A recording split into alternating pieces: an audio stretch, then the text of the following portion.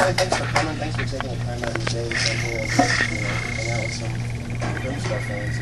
No matter what side of the table we're on, whether we buy the CDs, whether we make the CDs, we're all together fans of film music. Big shout out to Brian Satterwhite for putting on April News, which got a lot of you guys here. I know we have some Film Score Monthly folks here. And I'm saying thank you to Lucas for kind of having the idea to say, hey, I want to get together and talk film music. It's different from me, my perspective of film music, as opposed to a lot of you who live out here. Is I come from an area where there's nothing. To see John Williams is a 5-hour drive to Chicago, so just to be in the same room, like last year at Lucas's event, just to be in a room with someone who knows who Alex North is and can tell you 3 Jerry Goldsmith scores is just like, wow. So just to get to put it on and talk to you guys is just, it's awesome. So Lucas, you want to say a word or two? Well, very briefly, we did this last year and then even smaller 2 years ago. And then this year, well, what happened last year is that Peter showed up from Indiana. I said, oh my God, you came from Indiana. And it made me nervous that people were going to come. Mark, hi, you're from no, we're here. You're the Mark from Texas. Yes. You're the Mark from downtown. Who else came from out of state? Wow. See? Isn't that?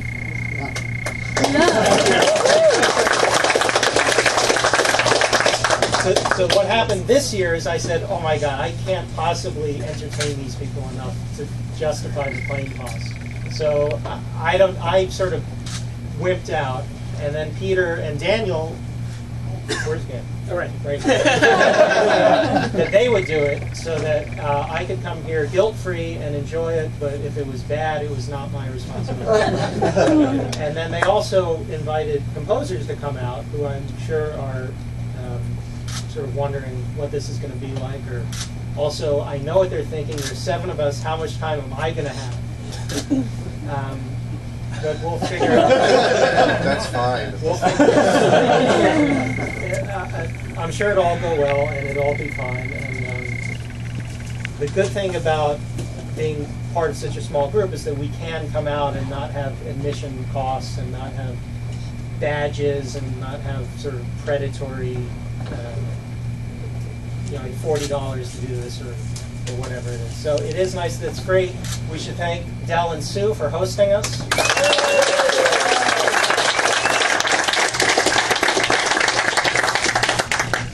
And other than that, I'll turn it over to Dan, and we can get going, and this should be fun.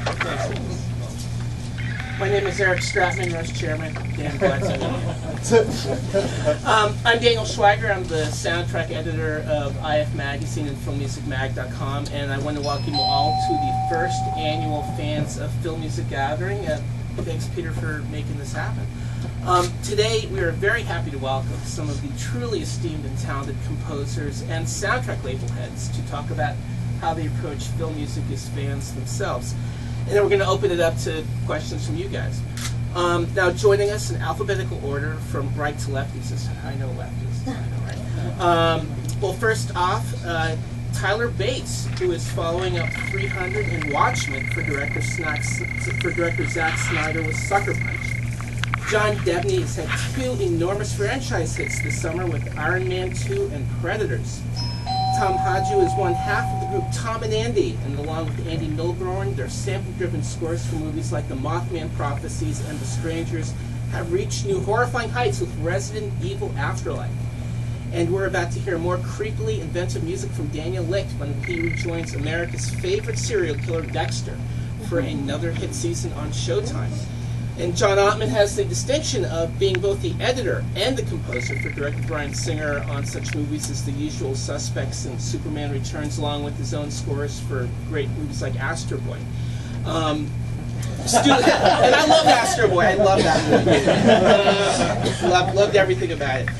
Stu Phillips is the versatile veteran composer who can take you into space with Buck Rogers and Battlestar Galactica, or go beyond the Valley of the Dolls. And Michael Wanmacher has unleashed the Punisher's Warzone, as well as some very nasty piranhas, which are swimming about theaters right now in 3D. And joining us over here on my right-hand side are the label side are Michael Gerhardt and Matt Verbois, who run Law Light Records, and they've released such long-awaited albums as Danny Elfman's complete score for Batman and their complete 4-CD collection of Mark Snow music from the X-Files, which is coming out this December. And it is doubtful the collector's market would be where it is without Lucas Kendall over here, who successfully has taken Film Score Monthly from print to internet and has created a very respected label in the process, whose releases include such golden age albums as Dragon Seed and Star Trek, The Wrath of Khan from the Silver Age. All right, now enough of me yakking. And without further ado, I'm going to start off with some questions for you all from right to left. Now, what was the first, Tyler, what was the first soundtrack that you bought as a soundtrack fan? And what was the first one that you bought that convinced you that you yourself could be a composer? Wow, what a start to this whole discussion. I never bought one until I had gotten to work in the business. However, I did notice the music, for sure, of John Williams and John Carpenter when I was growing up. Several of the movies that they had worked on and respected. And then, of course, I became a little bit more keen in the later 80s and started listening to Thomas Newman scores and things like that. But I can't recall searching one out at first, but now it's crazy because most of us are working pretty regularly, thankfully, and most of the time there's no time to really sit down and listen to any music unless you're driving. Because you're buzzed. I mean, you're just staring at a screen all day, and you're taking calls, and you're trying to keep your head clear on your own ideas. And actually, when you get away from your rig, you're working out more of your own music anyway. So sometimes it's like 2 radio stations at once when you listen to other music. So not until maybe you have some brown liquor or something like that, you can turn off the valve for a minute and enjoy like some truly inspired work by somebody who's a true master. Was there any album that you bought that said, "Hey, I can do this"? That Frank developed for you? I don't know if I ever thought I could do it, to be honest with you. I mean, I've always, I come from a background of I've always been a musician. As a kid, I studied records by Frank Zappa and John Coltrane because my mother was listening to that stuff, and she used to read the liner notes to me. And then musicals like, Jesus Christ Superstar and Hair, I was always intrigued by the vocal arrangements on those albums and the drama, and maybe in some way that led to the formation of kind of my film and my voice and music as applied to film. But it was always in bands. And then what happened was I ran into somebody who needed some music. At one point they ran out of money. They had no money for their film, and they needed a few rock cues. And so I did these rock cues, and then they offered me another movie afterwards. And I said, "Oh, I never scored a movie." And they're like, "It's okay." Basically saying there's nothing you can do to harm me.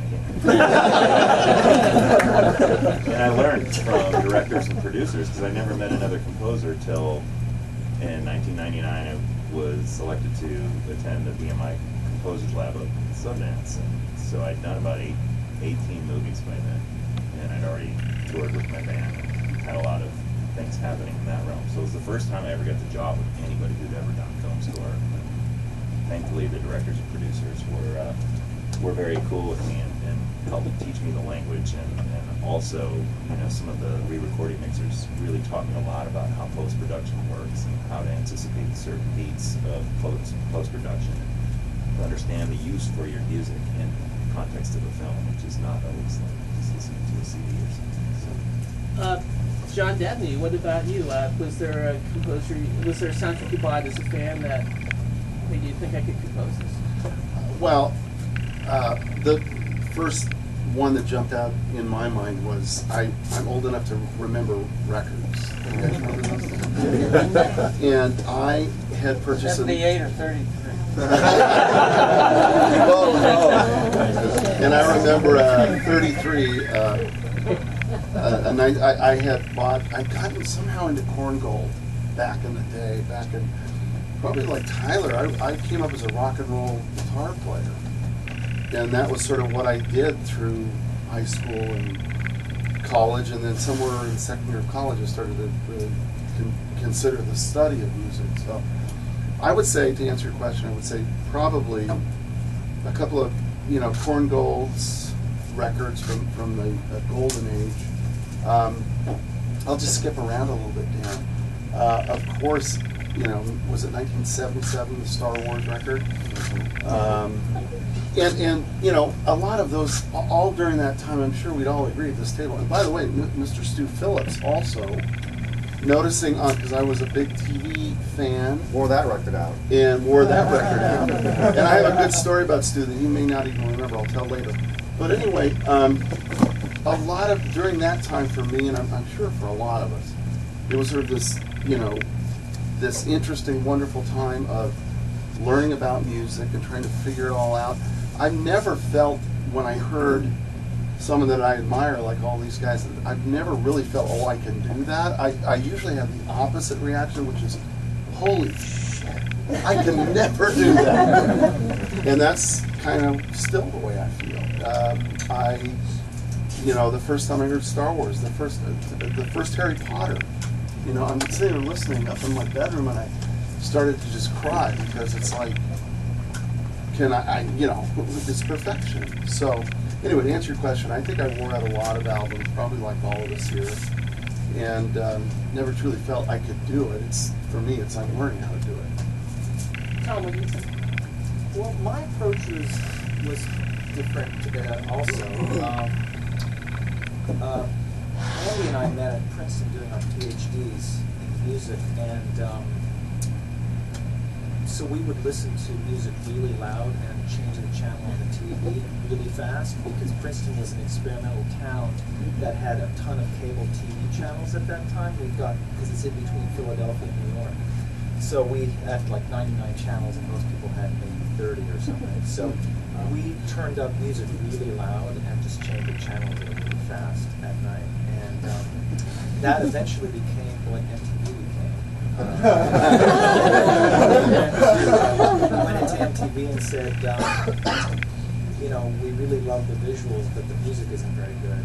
And that actually came out of some pieces that we were making at Princeton called blasts. We started making these little 10-second pieces of music, and we put them on these concert halls, and they went over really, really badly because they were very, very short. And, but they worked great on MTV.